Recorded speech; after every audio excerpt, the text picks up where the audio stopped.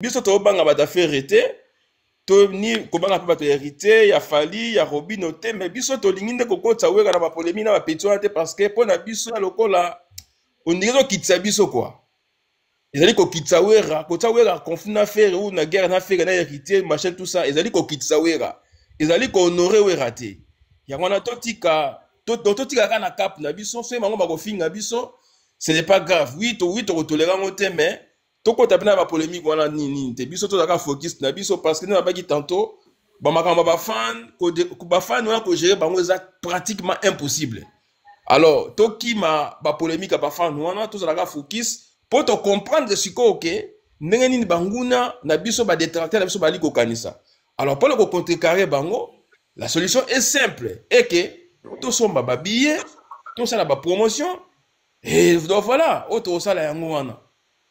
Le plus important, on a le but que tu réponds peut-être à les émissions, mais tout ça la peine côté on a côté faire et tu merci na volonté amour ou à la kisi parce que Wenge qui gagne Wenge c'est la force de la musique congolaise donc vraiment tu merci na autour à Sali alors faux fan ou vrai fan donc ça passe pour la gérer bango donc on a pas écart tantôt que pour la monopoliser malobalanga na bandela tout ça là focus ta ko somba surtout ba billet donc moi c'est plus important ya ngona quoi donc on a tiki maloba pa bande ko mususu oyo ba ko popesa makanisi na bango donc voilà dans ce point.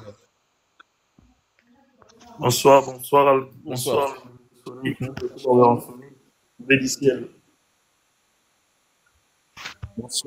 Surtout Yaba, bonsoir à trop. Bonsoir la famille, bonsoir fils. C'est un guerrier, il faut le féliciter vraiment. Ah, il faut. Toi, toi, maison mère à Makila. Donc, oui, on sonne ou rien. Tout le monde a un archive, toujours. Oui, c'est biso moro, biso to temps oui là. Tout de la oui en son na ba preuve. Voilà. Félicitations. Tangible.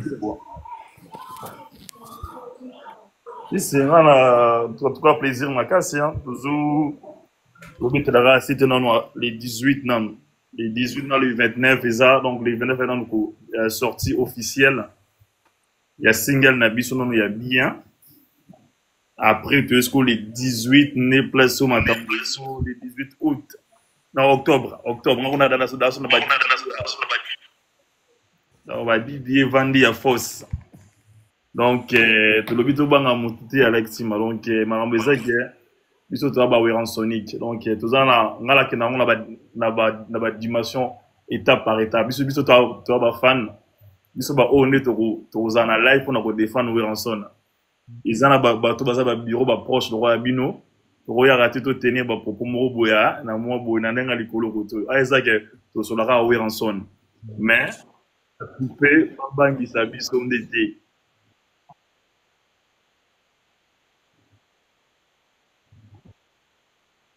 Voilà. Donc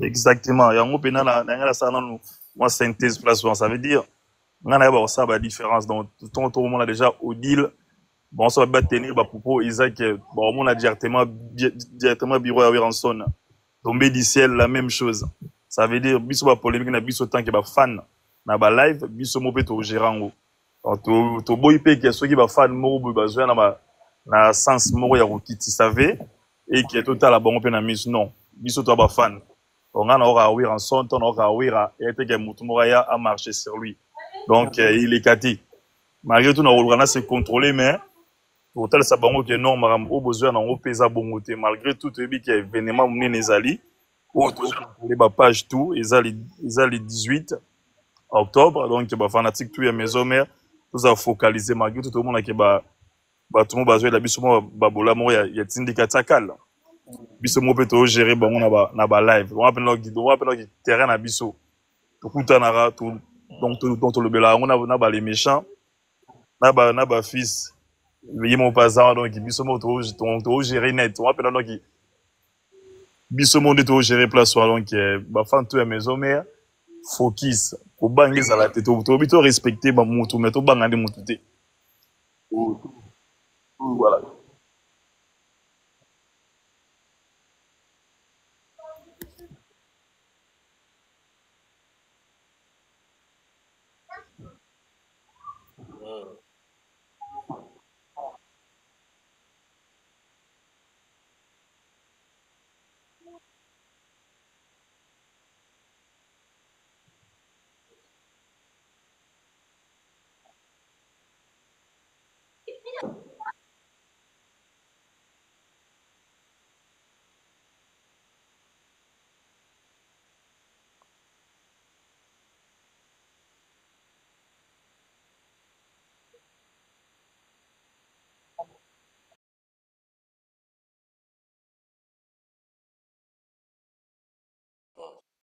Ah oui, donc tout pis donc biso tu vois pena ba guerrier na kata net to yebike to mo bote ça so da ba mando qui mais biso to concentré na les 18 to le biboui vaut mieux voilà c'est lorsque on a une fanatique na de la forêt vaut mieux écoute pour na na ke lo voilà to ekubukana mais ceux qui n'ont pas respect vaut mieux tout ça là 10 personnes mais avoir du respect que tout ça là 30 000 personnes et bah tout le monde va au marché bah namutu non biso de la forêt tu es que de la forêt à puissance vers Salibana talebele à moi au à la génération na une bataillon génération berceau donc Adidas Arena tourner ça donc biso to ba promotion ba billet et kinde kitoko évolution tout là tout le monde en paye très bien donc le roté ça il y a Kuban ça biso on a été izalate non bah enfin la maison mère tout ce qui a toujours concentré mais ceux qui attaquent biso na banet ozali peut-être ça bon peu bamandoki Mexico Médiciel.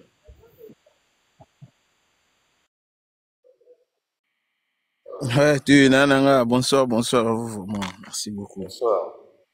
Nananga, en fait, na CP, na ebi que live na biso, ils allaient entre samedi ou dimanche. Et voilà, donc toujours un jour. Mais moi, il kambo lobby est vrai, photo kuta na Adidas Arena au sali programme, tout se croiser biso tout, mais faut programmer ça la par rendez-vous parce que obi parfois bah ça va train, tu vois. Donc et ça la peine bien et ça là vraiment quelque chose de bien. Mais entre-temps vraiment tout soutenir kaka logo na biso et le bas odile logo na biso et tous à la focus en tout tout somba ba billet nga déjà billet na coûté ça mais entre-temps tout renforcer pena makambo ekola mais nga siko na ina idée moko na ina loba nga na osenga na prose vraiment omoni na morote a réfléchir nzembo ya ami kapangala wana hein nzembo wana asala ngo en fait du genre wana mais a changé au rythme a tiango na morote vraiment message au fait comme parce que nini oh, mokili monde ya surprise quitté voilà donc nzembo wana azwango a remixé yango na système mosusu na rythme mosusu mais abakisa ba un plus et puis a tiango na morote parce que omoni vu a uti trop na guerre a trop na guerre et azala toujours na guerre mais malgré aza vainqueur pour amana nzambe comprendre donc abetelo ka bongo mais a tiango na kati ya morote comme morote eza nango nanu na kati ya boulangerie malgré esilaki mais moi ba joue na yebi eza nanu comprendre moi ba joue moi ba complément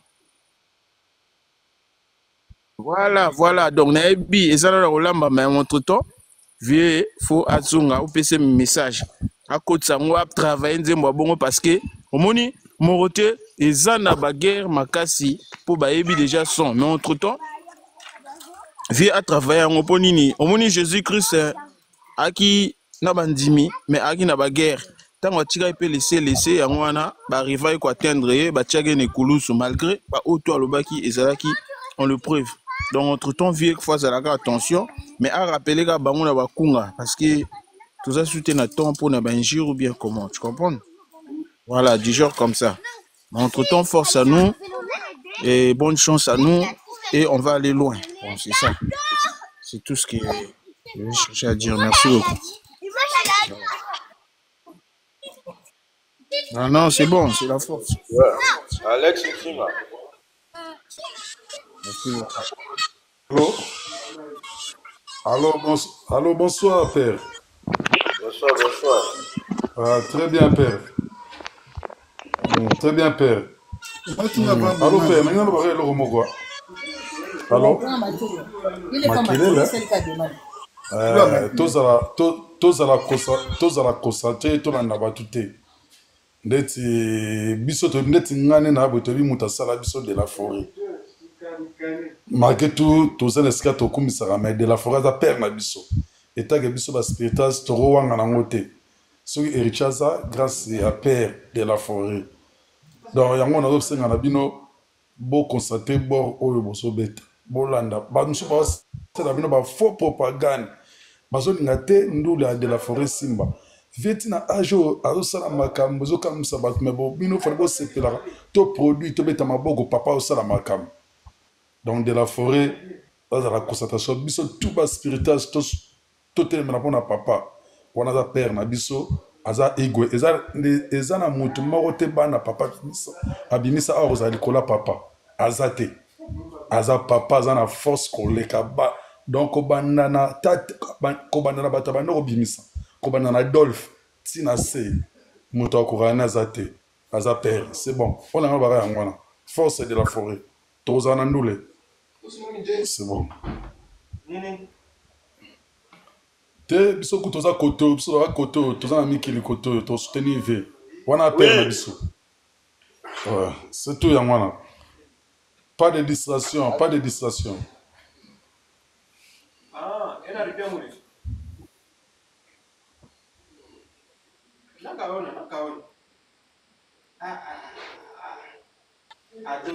Allô? Ouais. Allô, bonsoir, Tima.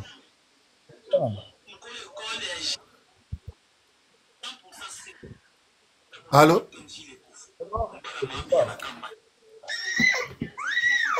Te binga ku TikTok ezalaki te tobanda kosola yango nazalaki nango te nafungolisi yango kaka mpo nayoba nini ngo te nafungolisi mbala moko natindi demande donc direct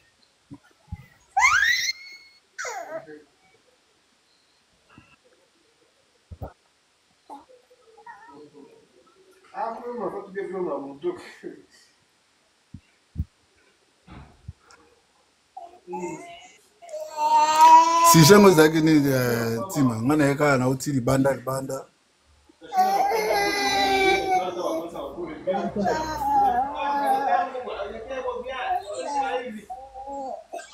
ok mpona babillet donc nga mpe nalobaka na bana wenge oyo batikali na basombi billet te en tout cas tosomba billet tozala pena mingi na makambo ya internet oyo ezobima te oyo asele oyo so tokoti trop makambo wana tozolalisa billet donc tozala trop focaliser makambo na ya billet ye tokosan charge na nsima ye après bamakambo oyo ata après les 19 nde nasenga na bana wenge tozongela ye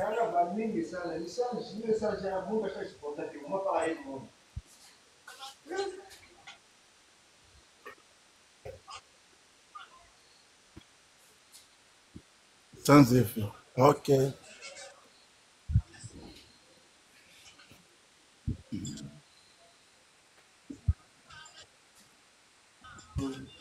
Mais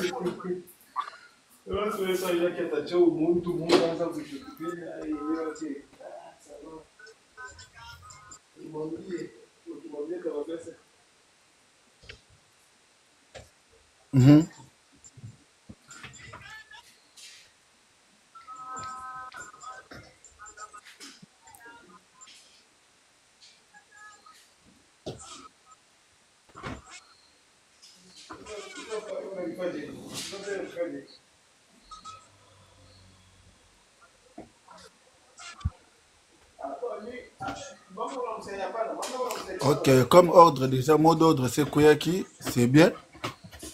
C'est bien t'occuper sur les problèmes, tu auras focus na Didas Arena les 18. Maintenant, quand on a bana wenge, comment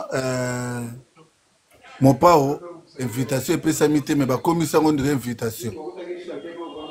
On a mon bah comme ici donc moi libanga o mon pao proposition mon pao et comme on dirait invitation na bana wenge ndeni. Pour à proposer qui na sepela na concert na nga les 6 ce petit na nga Rosala. Mais après ça, invitation, on a mon abana wenge, bah comment yamba on dirait que non, mon père après cette invitation pas petit nae, non comprendre. Ces invitations, tu as qui proposition.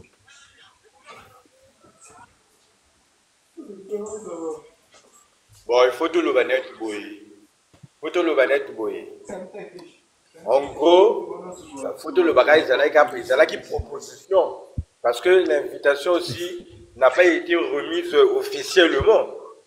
La émission a mis gagné, je crois que c'est là que l'émission a mis gagné, il y a là qu'à proposition que non, la ligne même, il y a petit nanga ou la sonne mais je ne vois pas trop que ça soit vraiment une invitation officielle comme ça. Parce que c'est de bouche en bouche. Hein. Ben, il faut les gars, je crois, dans l'administration. Parce que les gars, dans la télévision, parce que les gens profitent à l'oki, dans la télévision, à l'oki, on va aller voir un son, dans zone, et puis, ils sont considérés en gros le rôle de l'invitation officielle. Non, non, non, non, non. Le bureau existe, le bureau est là pour ça. Donc, je crois, je peux d'abord répondre pour le moment comme ça. Hein. Je ne sais pas.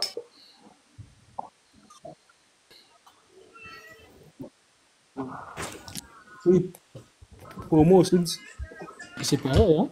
Parce que c'est pas encore, c'est pas en fait officiel, tu vois. C'est un truc seulement à le break en fin d'émission. Après, maintenant, donc, faut faire ça bien, et comment, le bureau peut pas mon langue après, c'est là maintenant, comment peut être officiel. Voilà. C'est ça.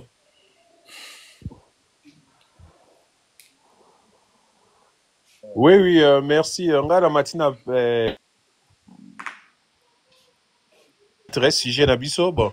Pona ngai ndenge grand mopa wa lobaki ezalaki kaka aza ko supposer hein kazo suyaka souhait alingaki petit frère na ye aya mais na ndenge pende ezalaka bien il faut asala moi invitation atindela moi petit frère na ye quoi esala moi bien bon ngai nalingaki eloko nabengeli vraiment mingi awa eza boye Alex Tima télé surtout pour l'enkambo ba billet parce que lelo na uti ko compter ba billet to tikali nango hein na sangisi site ya Adidas Arena na Ticketmaster na carré or ya master to tikali quoi na 144 billets na ticket ya Adidas na site Adidas to tikali na 134 wana eza po na carré or bon surtout que na catégorie Tozan a 583 tickets restants. Adidas Arena, Totikali na 503. Au total, Babieto et Tikali, na ba catégorie 2, Totikali le quoi na 1926 billets à achever. Na contenu ni force. «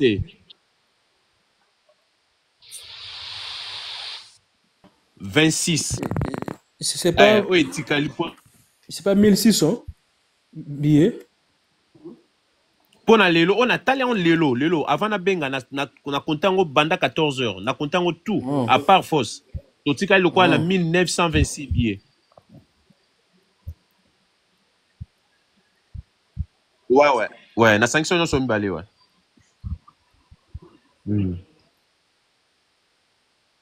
Kasi on m'a dit, la semaine passée, na tuna une question, na Adidas Arena. Est-ce que c'est loco mo be baka allez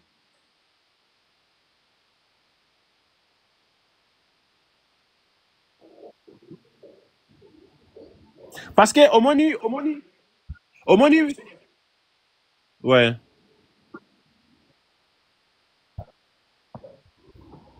au moni ouais c'est comme à 1913, 1913, d'accord.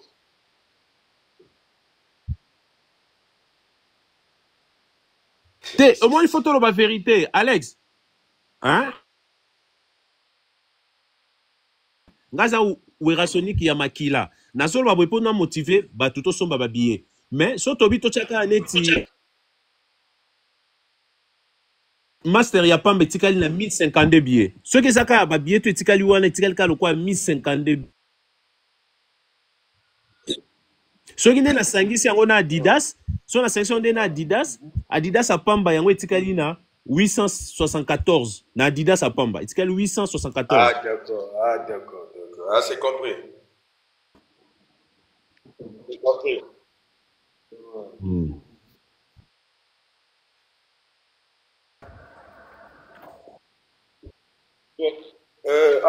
Alex Nsima. Je crois il y a Bagay avait soulevé ça. Parce que photo sur Ananda Likamoana. Likamoana, c'est quoi? Yo, Wali déjà ayant droit Yawenge.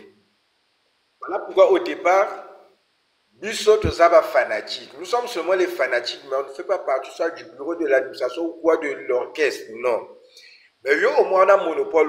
Donc, nous sommes censés, nous sommes fanatiques, de protéger Bio. En fait, de protéger Bino, tant que le communicateur, il y a Werason, parce que pour que vous allez pas dérapage, vous vexez peut-être Maninga Moussoussou.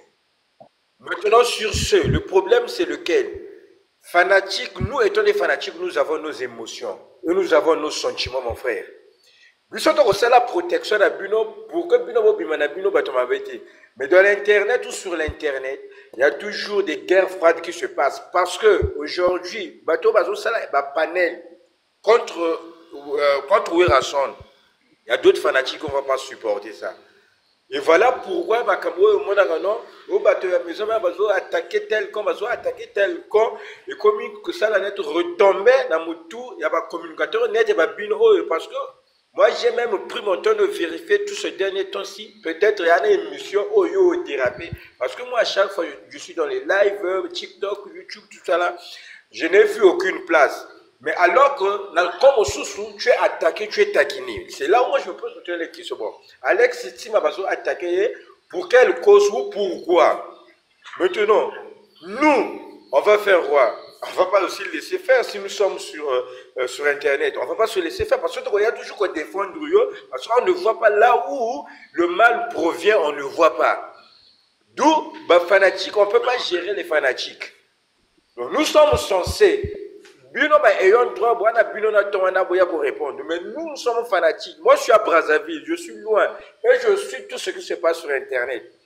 Tu vois? Donc, quand ils moi je monte sur leur panel, j'attaque. Mais je n'attaque pas peut-être pour la salir ou la sonne, mais je viens pour défendre. Et voilà pourquoi on veut te protéger, mon frère. Donc, c'est ça. Bino, tant que ça va panel à Bino Boye, vous devez seulement tenir des langages qui ne sont pas déplaçants envers les autres corps. Nous sommes des fanatiques. Même si nous sommes machine à Boye, trop déplacer ma langage parce qu'on sait que tu vas mettre ça sur YouTube. Comme chez Alex, voilà pourquoi Alex permet à ces gens-là de venir nous attaquer. Non, on n'est pas des idiots, mon frère. Nous sommes intelligents. Voilà pourquoi je voulais compléter l'idée de Yaba. Merci. Ah, il y a mon fils là.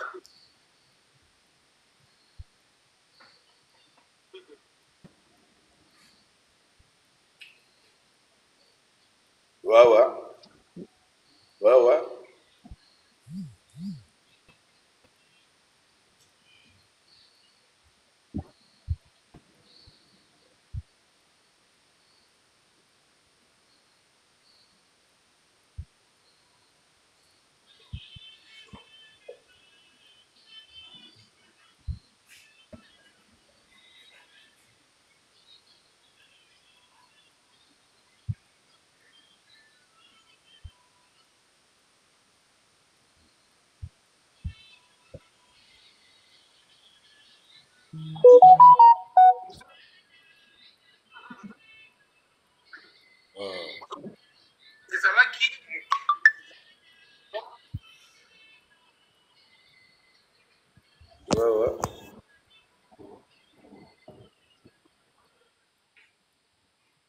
nazolanda non vraiment naza très émis na live ya lelo o bon par rapport mpe na oyo ebandaki mais siko namoni mpena edose quoi soki ekomi donc apaise kitoko tosola bien parce que nayebi ke ndongo otiaka yango na ba youtube bato bakolanda yango donc tokolese bato te ecréer polémique te surtout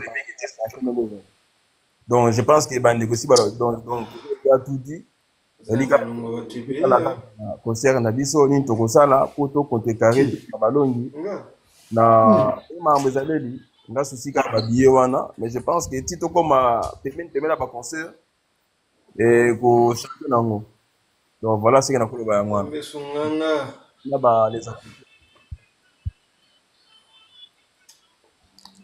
Ah bon, nga na lelo oloba te po biso so komi so tolobi boye komi o boye donc biso tozelaka bord ave eleka bien eloko tozosenga oyo akoya ye oyo akoya te atikala mais vi azaka phénomène etonda carré yango wana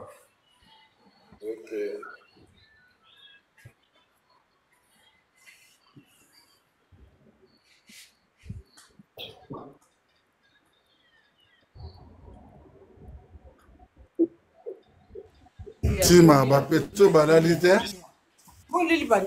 bambuyenga bapeti oyo balali te Ok. Bon, en fait, balali on nanu a te se donc rappeler. bitanga na ntima naozonga si Ok. Bon, en fait, il a rappelé le mot boy. Au moni fio a sengi bisoba na maison mère pardon à peine là. Na ebite so moni la. Voilà. Voilà. Et ça na Jo Mora mataki na live na ye, l'air azaro ça la live. Joana on dirait ça na Lyon si je me trompe pas. Na moni Joango asali donc asali ba poster ya position na biso o tie na Simona asali yango plus de 100 ou plus comme ça. Boluka Joana Bobo contacter azara na ba live. Joango c'est important na moni asali yango ye moko alobi asala na ba t-shirt na ba casquette pour la publication ya concert na biso. Donc faut contacter Fiona ya na ba contact à Joana na moni alakisi yango ngamo na moni kana chombo na moni mais na moni que donc toi na ba fan moko vraiment ba fidèle à lui à dépenser on mbongo ne moko pour na amour à président. Vous comprenez? Donc vous contactez Willy Nanywana aza bien na Odile. To aluka Joana pour mataka na ba live to bando sala ba live biso tout ensemble parce que aza fan to ko négliger te.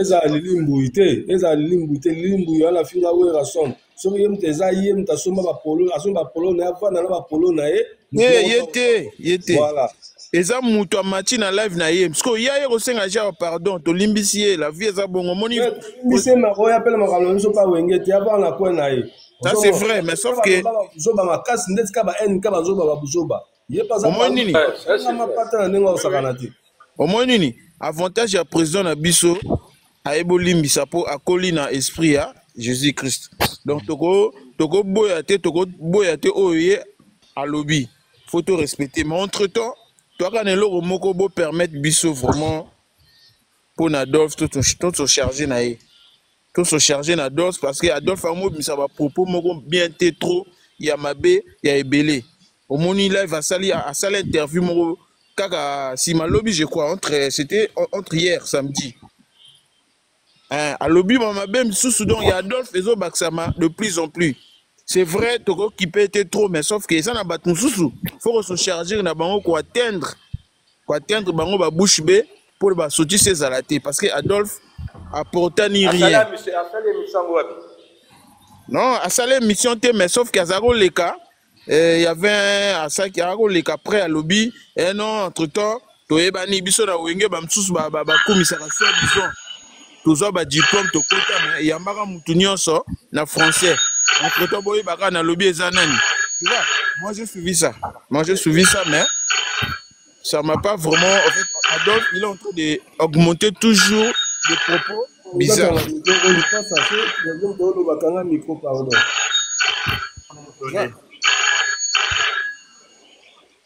donc Adolphe azo évoluer toujours dans des propos bizarres avec le président. Mais non, entre-temps, nous, on ne peut pas laisser ça tout. Oui, on peut laisser.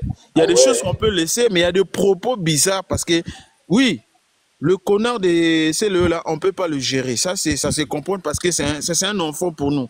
Il est rien. Mais François Adolphe, Adolphe Algara succès. non, mais bien sûr, mais il y a des propos dans les coulisses aussi. Nous, on va surcharger. surcharger de lui. On va surcharger de lui. Maintenant, entre-temps, il faut tout les mélango. On a aussi vraiment un président, un producteur, vraiment, à comprendre Bisso, à tenir vraiment très rigueur na Bisso. Parce que le président, il est pour nous tous. Il y a des gens qui sont à Salissa, il y a des gens qui sont à Salissa, mais tout ça, bien chose pour naïe, en tout pour tout. Donc, on ne peut pas accepter que moi, bêtise, mon pays, na moutomo à la con, et puis tout chika moi les cas. Et voilà. Donc, c'est ce que je vais chercher à dire. Ça reste seulement Adolphe Dominguez. On va chercher une manière de lui atteindre. Il faut vraiment, à côté à permettre pour Nabiso. Parce qu'il est pour nous. Voilà, c'est ça. Ouais, bonsoir à tous, bonsoir à tous les fanatiques de Wenge Musique à Maison Mère. C'est le président Bila Kolo, les chouchous des fanatiques de Wenge. En tout cas, félicitations à la fan de tout, pour ma concert. Monguna Yaki, Amekan Ningi Sabiso, il m'aura senti que notre copain est simité bazonissima. Parce que les jeunes va se mobiliser. Toti ka ba discours wana ote wenge eza na ba département belé eza na ba département mususu ba soki pa ma vente ba billet département mususu pe eza na pe pona riposte département mususu eza na pe pona okengela ndako ozomona pe asona Michigan mulasa na Angola fanatique na biso wa kenda ki ane ona ba fatu bo avida akepeka même ane ona la mère de na Monica yeto ando benga gardien du temple. Donc, il y a ça qui est makamna bisoté. Il y a ça qui est là pour nous kenga la rapporte. On se montre. Donc, ceux qui te commis et commis pendant que pour bisonner toza awa na lo bango nenga odila lobara. To ya raté pona to bano finga batu beto lobela makamo wezanga tina. Mais to ya ka soki pona ko répondre bato bazo ba mabe ya wenge mabe ya les rois de la forêt. Ya mo nga na pesi félicitations na ba les méchants na ba yaba azola laté ba Alex Tima ba Fiskev. Ba Chrishel na moni pla bato ba bundi ba bitumba makasi na internet na ba master tout ba la mexicaine ba adoratrice ba ze belé ba ndeko belé ya moni ke to lambuka sikoyo to tika elan la te to lambuka o ya mona za la possibilité ya ça la panel so za la possibilité ya lobate ne biso to lobaka lokola ba Alex Tima yo moko chakata ba nzembo ne na mona ki adrisha asisi de bitumba na awatene ka ba nzembo tchaka no banzembo lokola pe na mona pe pi Roger mona mboka awatene ka banzembo na photo awera l'essentiel soki muta koti ba mona ka ke no batawera bazawana ba sola wenge to komi dana pardon Alex Tima to komi déjà na mois d'août septembre octobre to compta ngote osomo mois d'août on peut to kene vers la fin je crois semaine to côté comme ba dernière semaine ba avant dernière semaine si je me trompe pas donc tout l'au-delà de 18. Donc, en vrai, tu as pendant un mois, quand on a quelques jours. Donc, dans un mois, quelques jours, on a essayé la sensibilisation à Bissonio. Partout, place au monde, on a la wenge, matin, na panel, on a solo là. So, mon ba fingi wera, matin, on peut répondre. So, mon yo, on a dit, la bien, matin, encourager.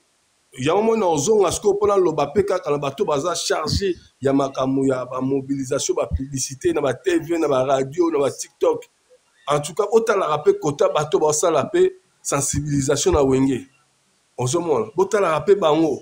Moi ça me fait mal. Normalement les jeunes sont la sambongo. Producteur a payé singai. O mutu boya bureau a payé singai $500 pour la lobe la marambawera. On se montre ba bateau yo. Il y a TV zalara. Moi la moi sur la parole comme moi qui m'ingai.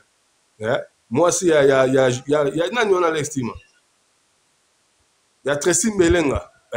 Bango ba migenyema be kiwanyo ba okene kozwa mbongo ya ba polite ba pesa bango me bata wenyo ba sala wana boko zota ata ma ya pamba bo pesa bango te ozomona wana mpe eza bien te tant tosala sensibilisation ntango yo opense mpena opesa migeniema toi tu penses que migeniema wana asala publicité makasi koleka lextima ou bien asala publicité makasi ndenge yamba azokende obundabunda na omona yaba plutôt partout bokovanda mpe kotali mpe tomona yaba azobunda tomona le méchant azobunda tomona fiscal azobunda bon fiscal je eza boye melata koka papa eza bageste symbolique oyo esalaka ke biso tu toganye bitumba wana ozomona biso tu toganye bitumba moto nyonso se mobiliser de façon ke mpe babillet etekama babillet esila ozomona esila sensibilisation ezalaka te kaka keno boponaka ka moko boye mais alexima bozopesa rien fo tosolaka mpe bapembe o te aza mwana palin or ke na mama mwana palin fo ebandaka bomona kina keno aprésident mbila kola azobundana mpona makambo yango koka mpo bopesa te bomona mpe badega shengen ntango so petit ser pa fungoli mpe boye asololi banda ntongo ntina poka na youtube boye me okaka jomo boye na saint denis ao na tozala ya producteur apesinga mbongo nayebi te soki tozokende bie bandeko na ngai donc to encourageaka mpe bana mpe ya palin to encourageaka mpe bana palin donc na mokuse eloko na ngai naloba elala te soki elali ekopola nde biso tolobaka na wenge moto aza na boulangerie awelaka payini te loba odile manzaka ozomona mais mobilisation econtinue toujours tozalaka wana toujours mobiliser totika baesprit ezalaka pene ke omona moto mosusu amoni kaka alexima babina aza na ye moto awenge kaka pamba akotani live kote mosusu te kota solola apesa force parce que nende koto asala panel bo eza na bato mosusu mpe bayaka ya baorchestre mosusu ozomona na likolo toomona 35 mais na compte mosusu oyo tiktok akontaka bato oyo basabona te pa alextima bazalaka mpe na mopanzi baotala ozomona barapela mopanzi siko ndeni bayebaki alexima alobi boye ndeni bayebaki namoni lelo nalamuki na otala na youtube andeko nanga namoni mwana mwasi oyo azalaka na allemagne mwana mwasi wana namona kaka bo tala makambo alobi tala makambo nayebi mais la fille aza na problème na motu commerce donc odilaka oseka suri te na live na ye akolobesa abi arena nani kozala zeme mapasa donc mesema mapasa na bazosangisa na arena na biso po soki bango basali ple bakoseka arena na biso nazoyesa bino moto asombi biye azongisa biye wana soki basali plein eza natila bino or ke live wana ezalaki live odile asalaki lobi na butu ya tiktok nga mpe nalandaki yango mais comment expliquer odile sikoyo aosala na ye promotion artiste na ye azoloba ndeke arena na ye ozazema doyokani kaka parti wana ozema mapasa na soki basangisi ya biso na banini ozomona comment expliquer yo nabi nde baza wana bayaka mpe bazolanda na sese bazoyoka mpe nde biso tosolola balandaka or ke lobi na live ya odile ndenge bandaki bato bazali na bango mpena kutu ya ebele te nde na bamona awa basali na bango kutu ya ebele te mais live eza na bato ebele te me bato bakokangaka parti wana basalela ngo baémission ekomi polémique ozomona basalela ngo baémission ekomi polémique ya omoni ke biso tolemba te togarde mpena constance wana voilà le mot approprié constance donc togarde constance wana tozala nango toujours boye bato baza na possibilité ya kosala bapane kosalaka o tiktok esaka place ya live tiana ta live mwa boye kaka oyoka lo bandule na yo toya kaka wana totapote totia bakere tindela bato ba live partage live oza na panel ozotapote mpo mosusu omona aza na panel azotapote te parce que ntango yo ozotapote eosalaka réseaux sociaux tiktok ye moko pa partageaka na ndenge na ye omona mpena live toosala ya wenge me toozalaka na 9k banda lesima avandaki wana 9k kaka tookoma ta na 15 te 20 te tout ça ça compte il faut donc moto oza na panel ozotapote moto oyo mpe aza na se azotapote mpo moto mosusu wana ye aotalaka nyonso atene na likolo kuna bakombie ba 40 atene na likolo kuna ese bakomi ata na dika bakomi nao na dika te namoni baa na force te mais ntango aoyeba amoni dika ekoki amoni kuna mpe bato baotapote bato baokoma te bato baosola ya nzambe donc oyo na ngai naloba na mokuse yango wana kwa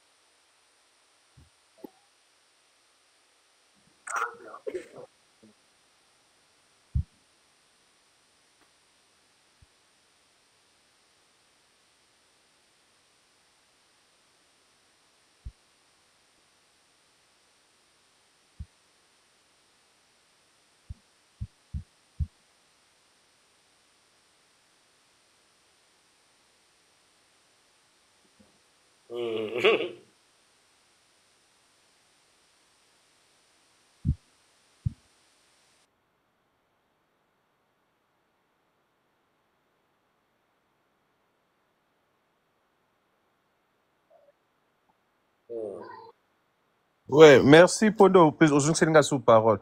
Bon, on a une au moins, problème, il y a, nalandi ba émission, oh, il salami, hein, na ba panel. La plupart, oyo basali, net moko ba bimisi lelo, mutu mwa keti boso Adidas Arena, aza mutu ya, wana za goloate. Au moins, batu misusu, baza, na bango batu ya ba Kofi, ya ba JB, ba komi ko baluka neti ba goloa. Baza ba goloate.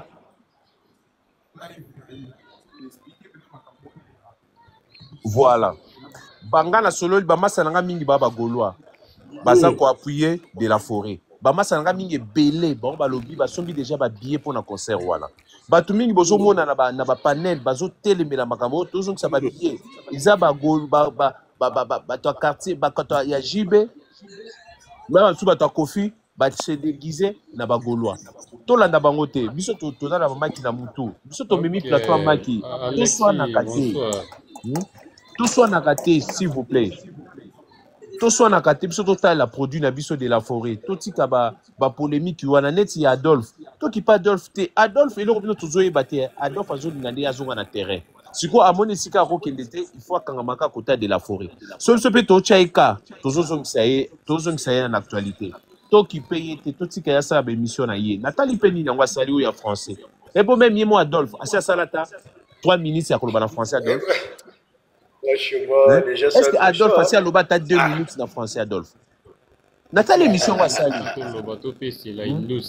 Nathalie ndenga sali to kipe bangote biso tozala motivé na rosomba ba billets et tikali biso presque 1900 billets. To silisa yango, to silisa ba billets wana tout ça la place et tout.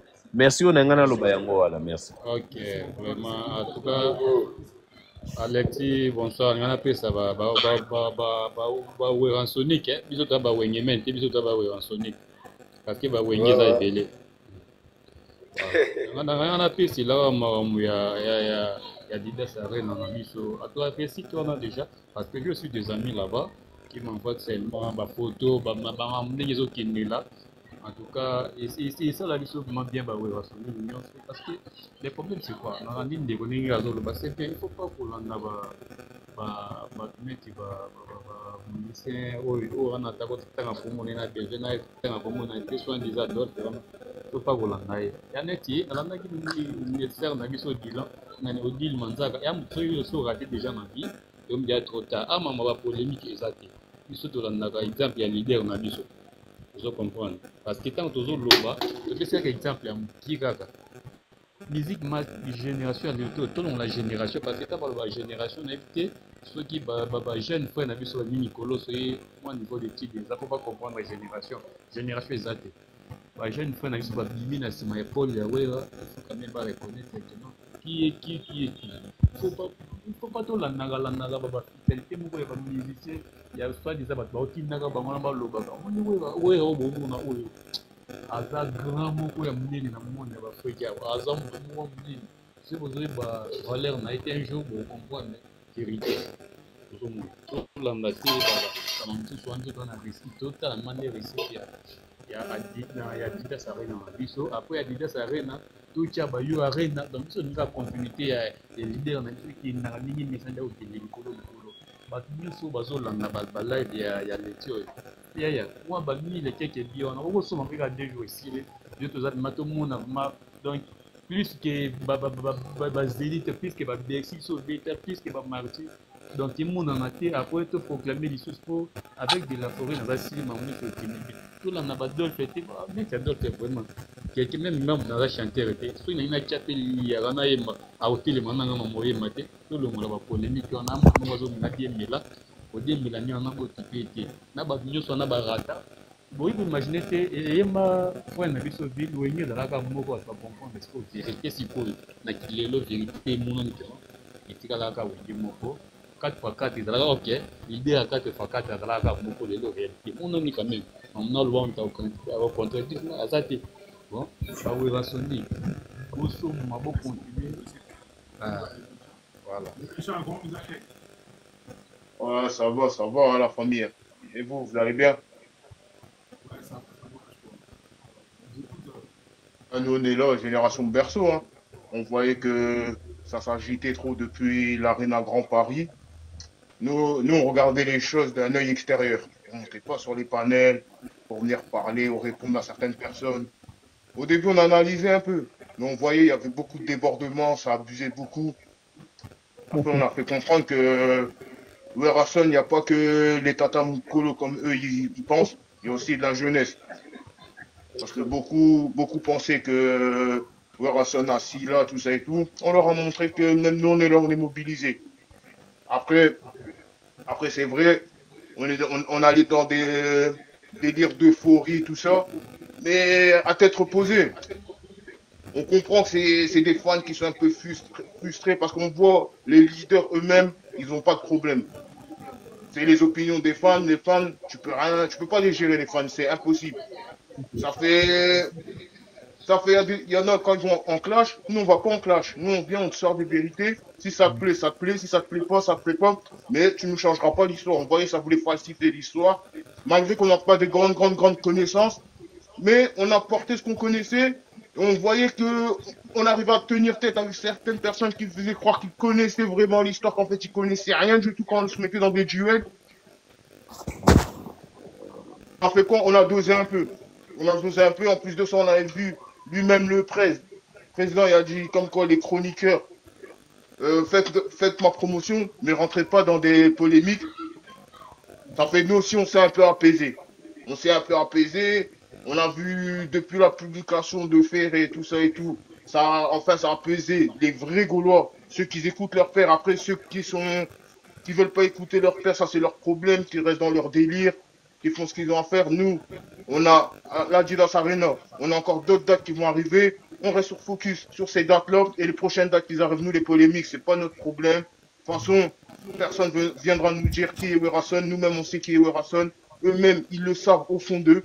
S'ils agissent comme ça, c'est eux-mêmes, ils savent pourquoi ils agissent comme ça. Werrason, depuis son retour, n'a été dans aucune polémique. C'est eux-mêmes, les gens qui viennent pour le mettre dans des polémiques. Charlie. On a vu aussi certains anciens de l'équipe de Werrason se mobiliser pour être contre lui, au lieu de faire les choses, d'être avec lui, parce qu'au jour d'aujourd'hui, ils pourront bénéficier de son retour, parce que eux, ils sont éteints, même avant que les combattants puissent arrêter la musique, on les calculait même pas, ça les prestait même pas. Au lieu de faire utiliser leur cerveau, ils croient qu'on est encore en l'an 2000 avec des histoires de clash. Nous, on a fait comprendre que nous, la jeunesse, on est là pour Werrason, lui qui l'attaque, on est là pour répondre. Mais si tant que tu n'attaques pas Werrason, fais ce que tu as à faire. Maintenant, si tu as des concerts, on vient, on te donne la force. Mais si tu viens toucher le leader de chez nous, eh ben nous aussi, on touchera ton leader. Parce qu'il n'y a personne qui est intouchable dans ce monde. Et nous, quand on va toucher, on va faire très très mal. Parce que ces gens-là, quand on les met face à face, dans des panels, ils disent rien du tout à part dénigrer. En plus de ça, des dénigrements qui n'ont ni queue ni tête. Ben nous, ça nous amuse, c'est tout, nous. Tandis que eux, quand nous, on les pique, on sent la nervosité dans leurs paroles, on sent que on les a déstabilisés. Nous, tu nous déstabiliseras pas. Nous, tu viens, tu nous sors des mensonges, nous, on vient sortir des vérités, et ces vérités-là, c'est ces vérités-là qui vont te déstabiliser. Et en plus de ça, Werrason, c'est le père, voilà, c'est grâce à eux que la plupart des musiciens, ils sont connus au jour d'aujourd'hui. De toute Werrason, il a mis d'accord les Papa Wemba, les King Kester, déjà des gens qui avaient du succès auparavant, c'est les gens qui connaissaient vraiment le succès. C'est pas on parle de succès, tu fais des ventes, non, c'est quand tu arrives dans un endroit, on t'acclame comme les Michael Jackson. Werrason est arrivé, on voyait la foule qui l'acclamait, jusqu'à aujourd'hui, il n'y a aucun artiste, quand il presse, il y a autant de foule qui l'acclame, des arrivées en chevaux. Et t'as tout un. Même les Mindélé, ils se posaient des questions, mais c'est qui cet homme? On leur disait le roi de la forêt. Ils étaient choqués, ils se demandaient, mais c'est qui ce roi de la forêt? Même le président de chez nous au Bled, il y avait encore plus de rois que le président de chez nous. C'est pas les petits joueurs qui vont venir nous apprendre quel est le succès. Ce qu'ils font, c'est bien. On respecte. Mais tant que vous respectez, on respecte. Parce qu'il n'y a aucun Werrasonique ou Génération de Berceau qui fait des panels pour dénigrer quiconque. On n'est pas dans ça, nous. Mais c'est si tu dénigres, on est là pour riposter. Je ne veux pas monopoliser la parole. Et restons focus sur le 18. et sur les prochains événements, pas que sur le 18, sur les prochains événements aussi.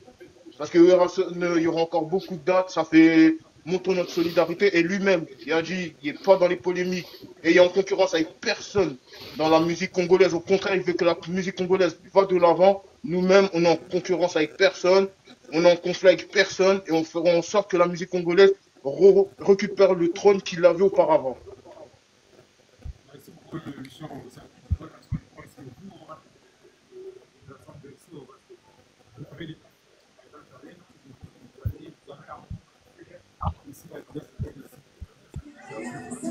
Ah, on est là,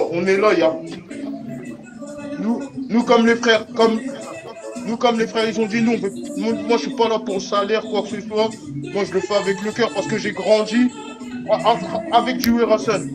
Et c'est pas ça qui va me faire, c'est pas parce qu'on va me donner un billet que je vais être encore plus motivé. Non, moi la motivation je l'ai sans argent et je le continuerai à l'avoir sans argent. C'est notre leader, notre patrimoine que nous devons protéger et on n'a pas besoin d'argent pour protéger notre patrimoine et notre légende.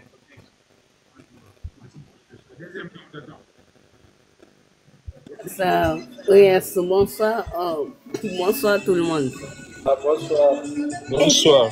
Okay. Musique, Yes. Werason na olanda ba répétition basala.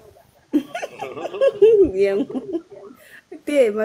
Matusa ma bango sona sina boya bango ba pasteur na banani nyonso na boya bango. En tout cas. Yeah, ngala matipo na lobaka ke. La dita sa reine va refouler. Ekotonda tili banda bomo na bino moko. Bokanga ka data lelo. Ekotonda eko refouler.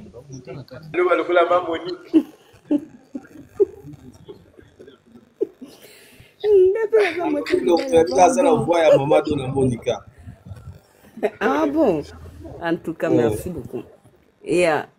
Na yebi ke eko refoulé nango. Ba biye o etikali basomba basilisa eko refoulé et puis koza musique moko batu ba okende ekozana ba o bakolela na kati tango ba omona ngiama bakolela ba otala ebeteli ba otala nyonso na ba forme nyonso yango moni basele yo wana jalousie ndezo sala bango jalousie amoni sikoyo la petite wo ya zwima na dement ya wenge sikoyo aosa musala kitoko aosa musala kitoko sikoyo ya komo regretter ya komo tala ndeni ba petio ba ena sima mo makambo yake bien ozomona jalousie mais ye de atolongoli aza sumwa na famille te ye penze fo ba exclure asumwa na famille te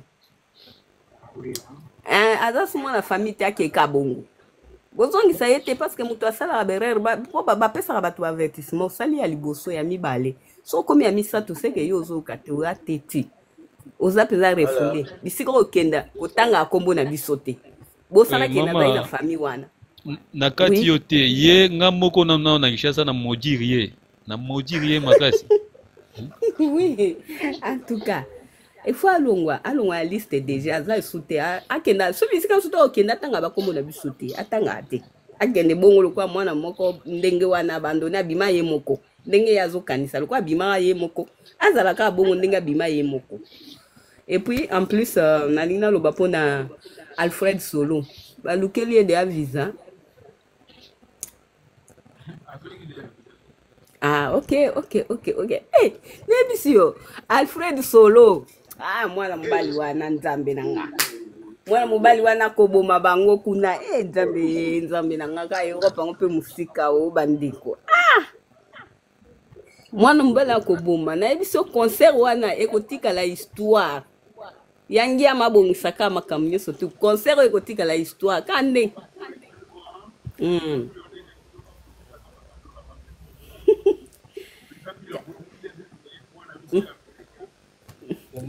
Ndenge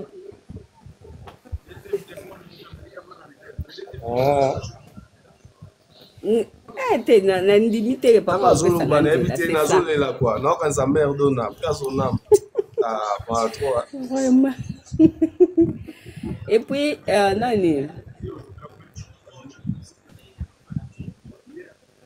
nayebisaki yo cotisation ya babillet soki to ai na osomba combien bandeko nzambe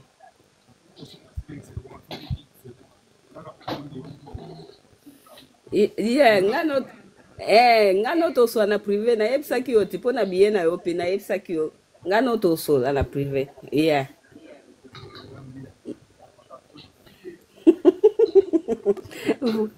vraiment yango wana naningai nabakisa lisusu pardon iyebiselanga banani batalaku wana mibale bazala deja na bacri ya réserve oyo toyebi nanu te bamuseke ebimaka kuna bazala nango ata 3 babombaka deja na bagestie na bango improvisation bango babongisa yango deja na mutu bazela te kaka kuna babongisaka deja ke mbote na ye pe mwana biso tolinga mingi babombela biso deja bacri ya improvisation parce que na concert wana ekoza somo po bazala te ke bakomi kuna liboso bakomi otelema baotalatala misu babetabeta misu te bango babongisaka deja bacri moko na moko abongisaka bacri ya improvisation yango nga na matelaki mpona aloba merci beaucoup.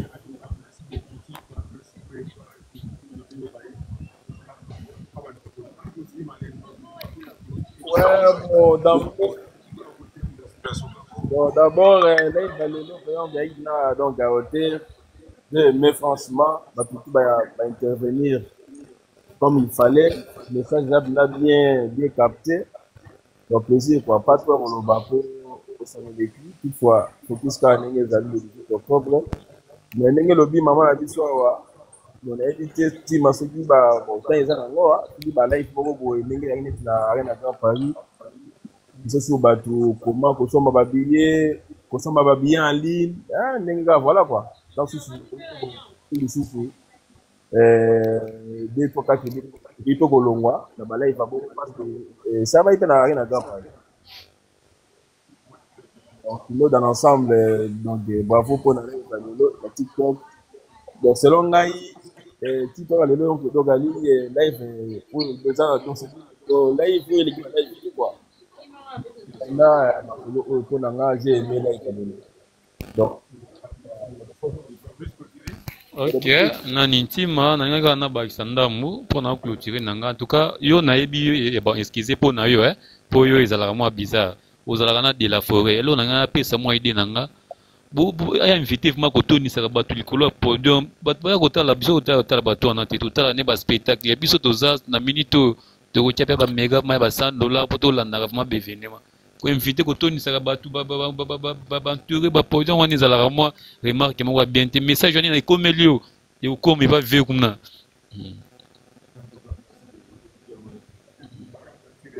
ouais nga na ye nalobaka na ye kaka komotive kaka bato mpona babillet oyo etikali nango wana biso toa majorité plurielle mwa 1000 et quelque wana etikali tobeta yango kaka ata oyo asi asombaki moko bakisa so ata mibale kabela moto tosilisa kaka concert esala play etikala historique mpo totala new arena wana ya 2026 na soki kaka wana merci.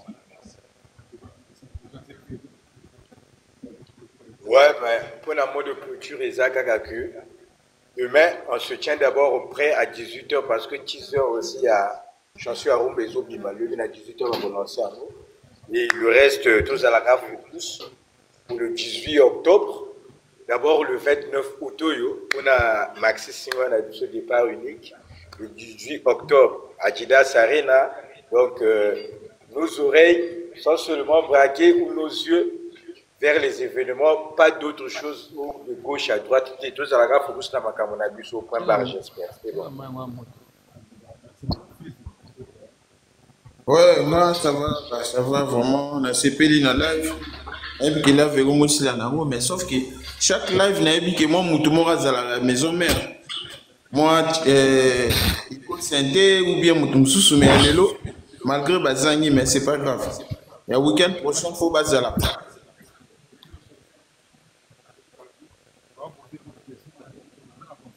Ah, ok.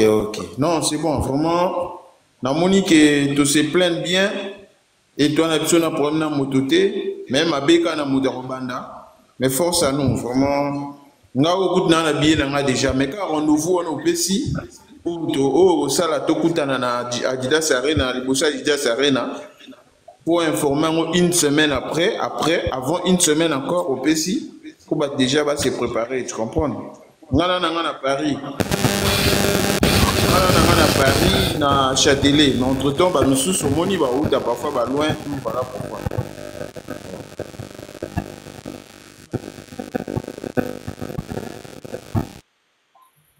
Ouais, de toute façon, grosse force à nous. Et surtout, on s'abonne aussi sur les comptes, les réseaux à Werason, qu'on donne de la force aussi. Et qu'on soit aussi prêt pour départ unique, qu'on se mobilise, qu'on fasse vraiment ce qu'il faut. Et pour qu'on reste focus sur Adidas et les prochains concerts, qu'on calcule même pas les polémiques. Parce que c'est des fanatiques. Les leaders, eux, ils n'ont rien contre Werason. Donc, ne soyons pas focalisés sur des simples fans. Aujourd'hui, ils sont fans d'eux-mêmes. Ils peuvent bouger, aller soutenir quelqu'un d'autre. C'est des gens qui n'en veulent pas la peine.